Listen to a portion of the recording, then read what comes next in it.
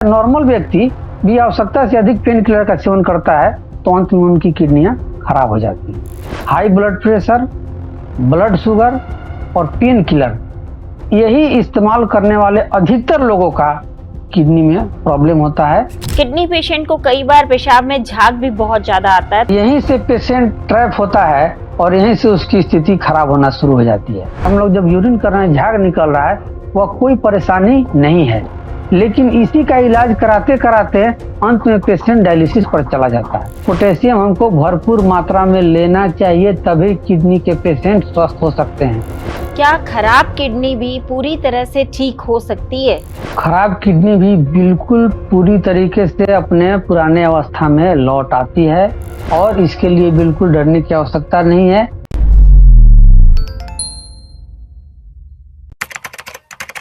नमस्कार, D5 channel Hindi देख रहे दर्शकों का मैं वंदना चट्टा स्वागत करती हूँ। आज एक बार फिर हम जुड़े हैं डॉक्टर नवीन से। डॉक्टर नवीन, आपका बहुत बहुत स्वागत है हमारे इस प्रोग्राम में। आपके दर्शकों का पुनः मेरी तरफ से बहुत बहुत स्वागत। डॉक्टर नवीन, हम देख रहे हैं आजकल बहुत सारे लोगों की किडनी खराब हो रही है, तो किडनी खराब क्यों होती है? इसके पीछे क्या वजह होती है जो किडनी खराब हो रही है? अभी किडनी पर हम 2-3 सीरीज और करेंगे, जिसमें हम लोग पूरा विश्लेषण करेंगे कि क्यों किडनियां खराब होती हैं अभी के समय में। तो पिछला सीरीज में जो हम लोगों ने किडनी पर वीडियो बनाया था, उसमें कुछ कमेंट आए हैं, लगभग 100 कमेंट आया है उस पर, जिसमें से कुछ कमेंट की चर्चा अभी करते हैं। एक गंटोड़ा साहब हैं और एक कोई खान साहब हैं। इन्होंने लिखा है मेरे बारे में, be careful from this bogus video and doctor R dangerous. एक ने लिखा है, ये पागल है, संतरा नींबू के बारे में बोल रहा है। सबसे पहले इसी से हम चर्चा करते हैं। जिनकी किडनियां खराब होती हैं, कभी गंटोड़ा साहब जा करके उनसे मिलिए, या किसी डायलिसिस सेंटर में आप बाहर जाकर के थोड़ा बैठिए कि पेशेंट किस कंडीशन में आया रहता है और किस कंडीशन तक चला जाता है। हम लोग देखते हैं कि पेशेंट को का क्रिएटिनिन वैल्यू 1.5 तक नॉर्मल होता है। 1.6 वैल्यू लेकर के पेशेंट किसी डॉक्टर के पास जाता है, जो कि बहुत बढ़ा हुआ वैल्यू इसको लोग नहीं मानते हैं, और उस समय उसका ब्लड का वैल्यू 11, 12, 13 रहता है, और ट्रीटमेंट के पीरियड में ही 1.6 से कब उसका 16 हो जाता है, कब 26 हो जाता है, कब 36 क्रिएटिनिन वैल्यू हो जाता है, और कैसे उसका ब्लड का वैल्यू 5 हो जाता है, और वह समस्या तो लेके गया रहता है किडनी का, और अंत में उसकी सारी बॉडी ही एक समस्या का घर बन जाता है। और अभी एक प्रैक्टिकली बात बताते हैं। हमारे घर के बगल में एक स्टेशन है, सुगौली स्टेशन। वहां पर एक व्यवसायी थे, उनका अपना कपड़े का अच्छा दुकान था और मार्केट भी था उनका। किडनी खराब हुई, क्रिएटिनिन का वैल्यू 3 पॉइंट उनका हुआ। ट्रीटमेंट शुरू कराया उन्होंने, और उनकी कपड़े की दुकान बिक गई, उनका पूरा मार्केट बिक गया, और उन्होंने कहा कि जिस कंडीशन में हम पहले थे, आज भी उसी कंडीशन में।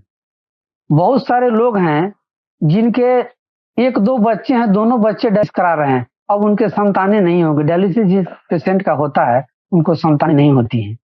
लेकिन वैसे पेशेंट यदि हर्बल मेडिसिन का, नेचुरोपैथी का, या कुछ उस तरह के डाइट प्रोटोकॉल फॉलो करते हैं, तो वो धीरे धीरे पूरी तरीके से स्वस्थ हो जाते हैं, और उनको उनके परिवार में बच्चे भी थे। बहुत सारी पत्नियां हैं जो पति को छोड़ गए, बहुत सारे पति है जो पत्नियां को छोड़ गए, जिनकी किडनियां खराब होती हैं। तो वैसे पेशेंट जिनको कुछ किडनी से संबंधित समस्या मालूम नहीं है, कैसे परिवार बिखर जाते हैं, वो इसी तरह के कमेंट भेजते हैं। खैर, उससे हमको कोई अंतर नहीं पड़ता है। 2-3 कमेंट और ले लेते हैं। इंसुलिन लेने पर किडनी खराब होती है क्या? बिल्कुल खराब होती है। सेंधा नमक और टाटा नमक में कोई डिफरेंस है क्या? जमीन आसमान का डिफरेंस है। तो किडनी पेशेंट को सेंधा नमक ही लेना चाहिए। चावल खा सकते हैं कि नहीं? नहीं, चावल नहीं खा सकते हैं। चंद्रभेदी प्राणायाम और अनुलोम विलोम सेम है क्या? नहीं, अलग अलग है। चंद्रभेदी प्राणायाम में हम लोग दाहिना नासिका छिद्र को बंद करके बाएं से श्वास लेते हैं, दाहिने से छोड़ते हैं। इसी प्रक्रिया को हम लोग रोटेशन में करते हैं। क्या किडनी पेशेंट में सिस्ट है? क्या किडनी पेशेंट को सिस्ट है तो किडनी खराब हो सकती है? नहीं। यदि हमारा बहुत सारे पेशेंट को सिस्ट हो जाती है किडनियां में, और यदि बहुत तेजी से उसका ग्रोथ नहीं हो रहा है, और 30 mm तक का यदि सिस्ट है तो उससे किसी पेशेंट को कोई परेशानी नहीं होती है। धनिया पत्ती टमाटर मना किया जाता है। धनिया पत्ती टमाटर इसमें हम लोग मना नहीं करते हैं, उससे कोई दिक्कत नहीं होती है। खैर, अब आते हैं हम लोग मेन टॉपिक पर। हमारी जी। किडनियां क्यों खराब हो जाती हैं? जी। जब हमारे शरीर के अंदर टॉक्सिन इकट्ठा हो जाता है तो समय समय पर हमारा वह टॉक्सिन बॉडी निकालने की कोशिश करता है। दस्त के रूप में, उल्टी के रूप में, कफ के रूप में, नजला के रूप में, पसीना के रूप में। हम लोग क्या करते हैं, उस निकलती हुई गंदगी को मेडिसिन दे करके और उस गंदगी को हम लोग पुनः अपने शरीर में वापस भेज देते हैं। और वह टॉक्सिन जो बॉडी में गया रहता है वही हमारे बॉडी के ऑर्गन को डिस्टर्ब करता है। और इसके अलावा किडनी, खासकर किडनी पेशेंट यदि पेन किलर का सेवन करता है या नॉर्मल व्यक्ति भी आवश्यकता से अधिक पेन किलर का सेवन करता है तो अंत में उनकी किडनियां खराब हो जाती हैं। और प्रैक्टिकल ऐसा देखने को मिला है। High blood pressure, blood sugar और पेन किलर, यही इस्तेमाल करने वाले अधिकतर लोगों का किडनी में प्रॉब्लम होता है और किडनी से संबंधित और भी गंभीर बीमारियां हो जाती हैं। ऐसे तो जब हमारा बॉडी टॉक्सिन निकालता है तो उसमें हमको थोड़ा सा मदद करना चाहिए।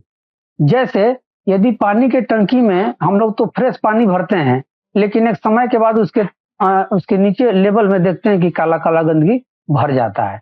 ठीक वैसे ही हमारे शरीर के अंदर गंदगी भर जाता है, तो वह गंदगी हमारा शरीर बाहर निकालने की कोशिश करता है, उल्टी, दस्त, सर्दी, खांसी, बुखार के रूप में। तो हम लोग उस एक्यूट डिजीज को रोक करके और उसको क्रोनिक डिजीज में हम लोग कन्वर्ट करते हैं। और इसके अलावा अभी का जो डाइट का प्रोटोकॉल है, ड्रग्स का सेवन करते हैं, विभिन्न तरह के नशीलो ड्रिंक का सेवन करते हैं, कोल्ड ड्रिंक का सेवन करते हैं, बाजार की चीजों का सेवन करते हैं, और जो चीज हमारे बॉडी को नुकसान करता है उसका तो हम लोग भरपूर पालन करते हैं। लेकिन जिससे हमारी बॉडी स्वस्थ रहती है, हमारे बॉडी अल्कलाइन रहे, उसके लिए हमको 80% अल्कलाइन भोजन करना चाहिए। उस भोजन को हम सेवन नहीं करते हैं। तो यही कारण है कि आज के समय में अधिकतर लोगों की किडनियां खराब हो रही हैं। और आने वाले समय में प्रत्येक घर में 1-2 पेशेंट किडनी का मिलने वाला है, क्योंकि जितने पेशेंट ब्लड प्रेशर और ब्लड शुगर की दवाएं ले रहे हैं उनके साथ अंत में यही होगा और यही हो रहा है। किडनी पेशेंट को कई बार पेशाब में झाग भी बहुत ज्यादा आता है, तो झाग जब ज्यादा आए पेशाब में तब क्या करें? यहीं से पेशेंट ट्रैप होता है और यहीं से उसकी स्थिति खराब होना शुरू हो जाती है। यदि हम यूरिन जा रहे हैं तो यूरिन में झाग आ रहा है, इसका क्या मतलब हुआ? हमारे बॉडी में जो टॉक्सिन बनते हैं वह मलमूत्र के माध्यम से ही तो निकलते हैं। और बॉडी से झाग निकल रहा है, हम लोग जब यूरिन कर रहे हैं झाग निकल रहा है, वह कोई परेशानी नहीं है। लेकिन इसी का इलाज कराते कराते अंत में पेशेंट डायलिसिस पर चला जाता है। अरे भाई, हमारे जब बॉडी से टॉक्सिन निकलता है तो वह कोई मिनरल वाटर थोड़ा ही ना है कि नारियल पानी के रूप में निकलेगा, मिनरल वाटर के रूप में निकलेगा। हमारे बॉडी से झाग निकलता ही है यूरिन के द्वारा। तो झाग के फेर में हमको नहीं पड़ना चाहिए। झाग निकल रहा है उसको निकलने दीजिए। अगर आपको लगा है कि हमारे बॉडी से झाग निकल रहा है और उसको हम रोक करके फिर क्रोनिक डिजीज के पेशेंट हमको बनना है, उस कंडीशन में आप ट्रीटमेंट करा सकते हैं। और झाग आ करके उसको रोक करके बहुत सारे पेशेंट, लाखों नहीं करोड़ों पेशेंट किडनी के पेशेंट बन गए, जो केवल यूरिन में झाग खोज रहे हैं। यूरिन में झाग निकलता ही है, प्रत्येक व्यक्ति को झाग से बिल्कुल भी डरने की आवश्यकता नहीं है। यदि कभी कभी किसी केस में यूरिन से प्रोटीन आता है, तो उस केस में हम लोग थोड़ा सा प्रोटीन की मात्रा बढ़ा देंगे नॉर्मल डाइट में। और हम लोग क्या करेंगे, नेचुरल चीजें, फल सब्जी सलाद का सेवन अधिक मात्रा में करने लगेंगे, तो जो हमारे बॉडी में प्रोटीन लीकेज की समस्या हो रही है ठीक हो जाता है। वह झाग के रूप में, प्रोटीन के रूप में हमारा बॉडी टॉक्सिन को बाहर फेंकता है। तो झाग हमारा मित्र है, नहीं कि हमारा दुश्मन है। क्या डायलिसिस से किडनी ठीक हो जाती है? कभी डायलिसिस सेंटर पर जा करके देखिए और उस पेशेंट से पूछिए कि आप किस कंडीशन में आए थे। वह पेशेंट नॉर्मल चल करके गया रहता है नॉर्मल डायलिसिस सेंटर में, किडनियां उसकी अच्छी रहती हैं।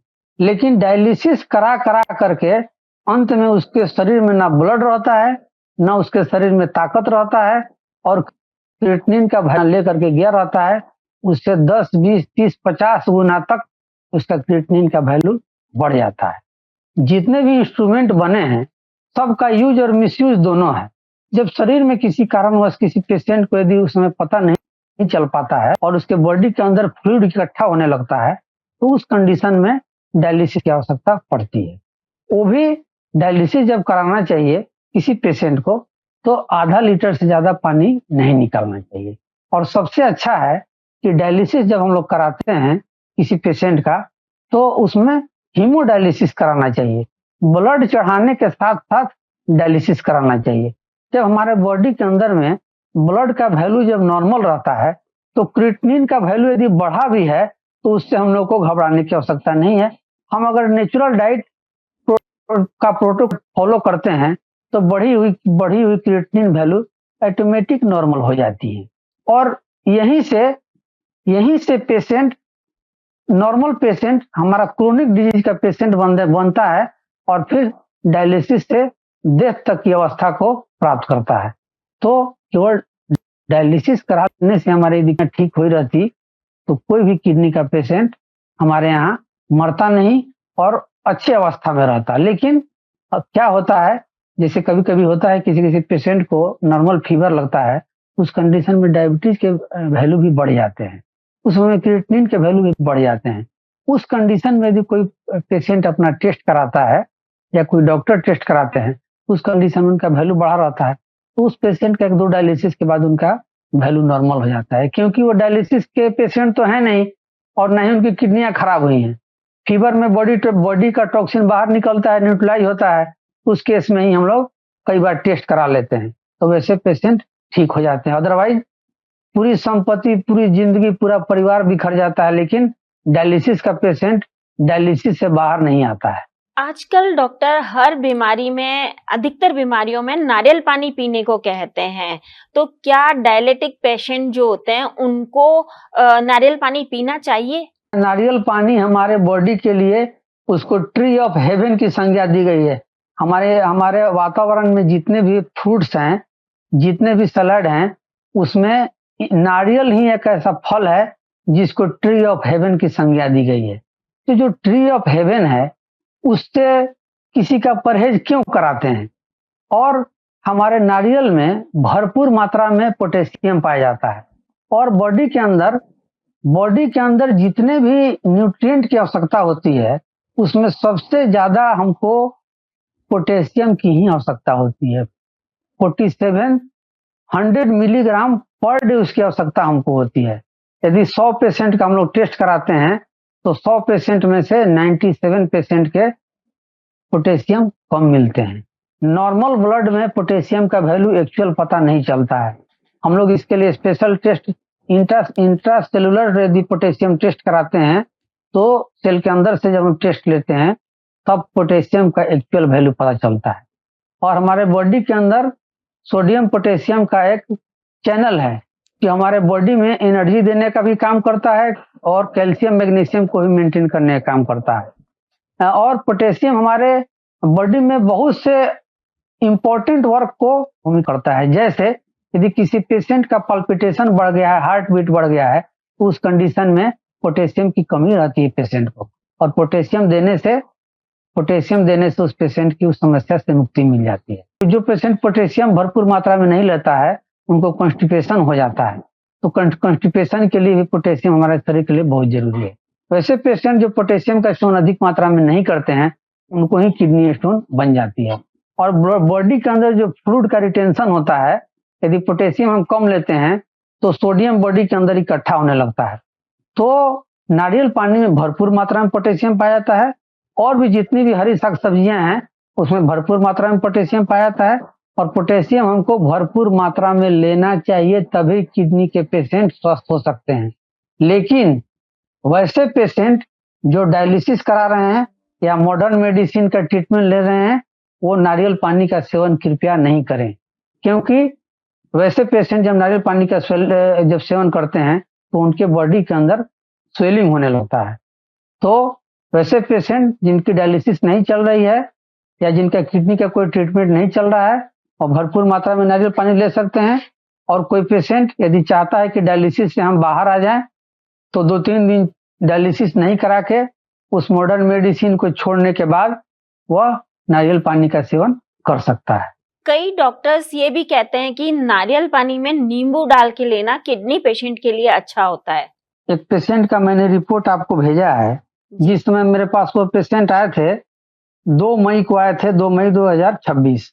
उस समय उनका अन्य डॉक्टरों से ट्रीटमेंट कराने के बाद उनका ब्लड यूरिया का वैल्यू था 128, 45 से नीचे रहना चाहिए, और उनका बर्न था ब्लड यूरिया नाइट्रोजन उनका था 59.8, वो 21 से नीचे रहना चाहिए। क्रिएटिनिन का वैल्यू उनका 6.3 था, यूरिक एसिड उनका 9.3 था। 2 मई के जब हमने उनका ट्रीटमेंट किया, 29 दिन के ट्रीटमेंट के बाद हमने उनका फिर ब्लड रिपोर्ट कराया, तो उसमें उनका ब्लड यूरिया 72.5, बर्न आया 33.8, क्रिएटिनिन का वैल्यू 5.4 हो गया है, यूरिक एसिड बिल्कुल नॉर्मल हो गया है।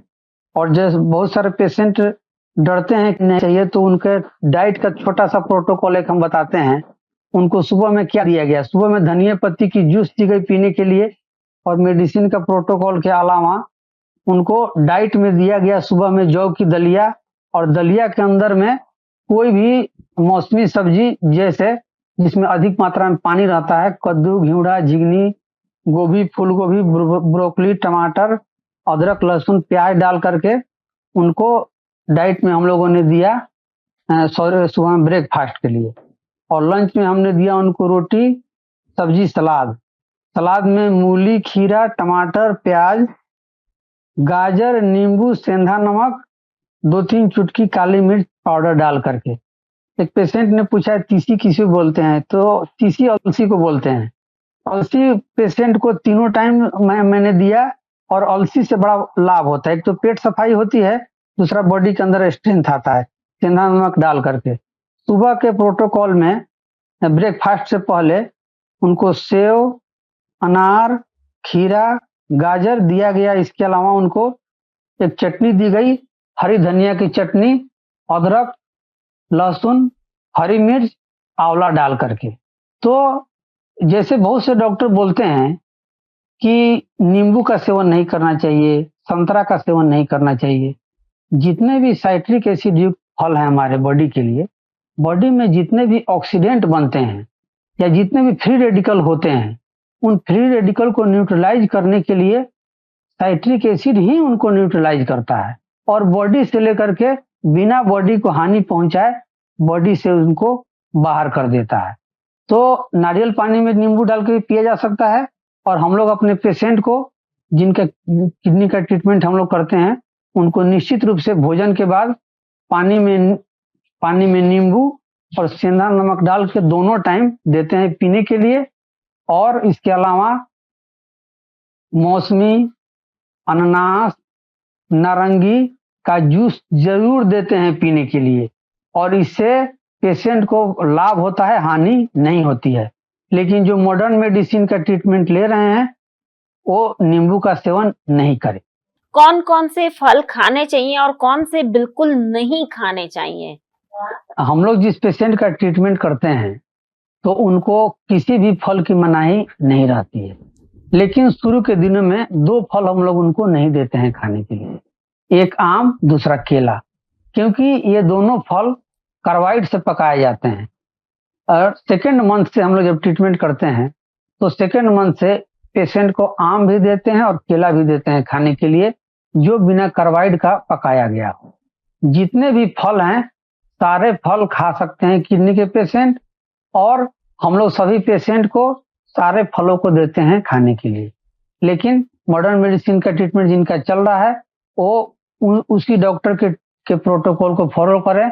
वो इन फलों का सेवन यदि वो मना करते हैं तो नहीं करें, क्योंकि हो सकता है उनके मेडिसिन के साथ इस फल को लेने से कुछ इंटरनल प्रॉब्लम हो जाए, बॉडी के अंदर स्वेलिंग हो जाए, सांस लेने में दिक्कत हो जाए। तो वैसे पेशेंट उन्हीं डॉक्टरों के सलाह से ही कोई फल का सेवन करेंगे।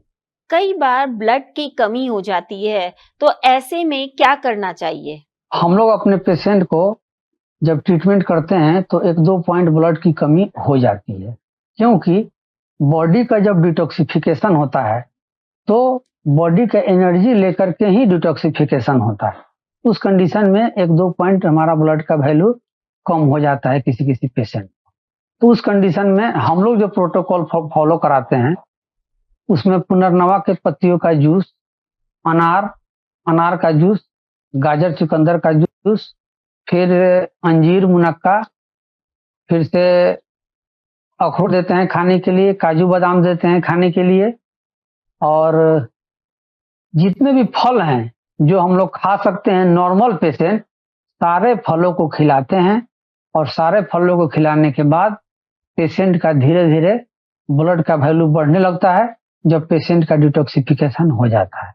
पेशेंट को एनीमिया के द्वारा पेट की सफाई, उल्टी के द्वारा ऊपर के अंगों की सफाई, कफ की सफाई, नेती के द्वारा नेजल स्पेस में या पूरे साइनस की सफाई हम लोग कराते हैं, प्राणायाम कराते हैं, और प्राणायाम कराने के साथ साथ कुछ कुछ नॉर्मल सुबह के समय में ब्रिस्क वॉकिंग कराते हैं, और पेशेंट धीरे धीरे अच्छे हो जाते हैं, ब्लड का लेवल भी उनका बढ़ जाता है।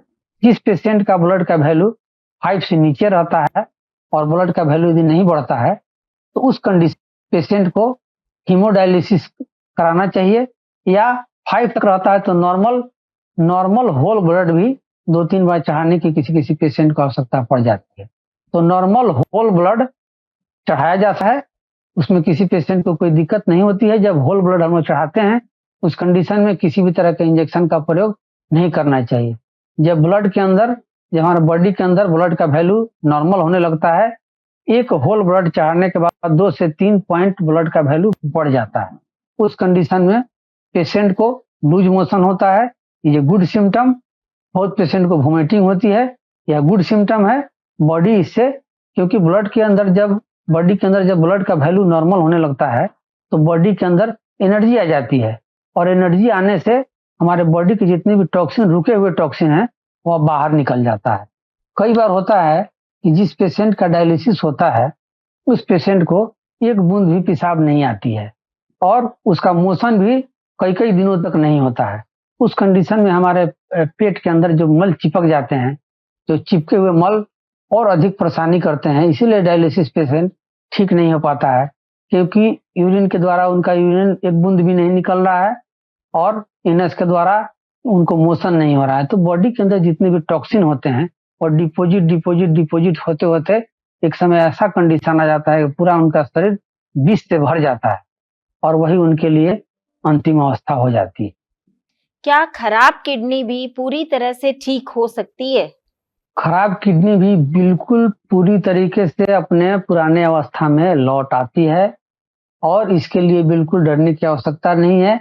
लेकिन आपको अंदर से हिम्मत करने की आवश्यकता है, और अपने आप को सोचने की आवश्यकता है कि हम डायलिसिस से भी बाहर आ सकते हैं और हम पूरी तरीके से स्वस्थ भी हो सकते हैं।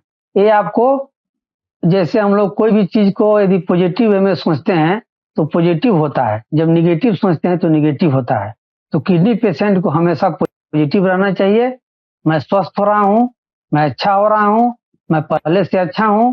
किडनी पेशेंट को हमेशा मुस्कुराते रहना चाहिए, और अच्छी बातों को सुनना चाहिए, सीखना चाहिए, और अच्छे लोगों से मिलना चाहिए।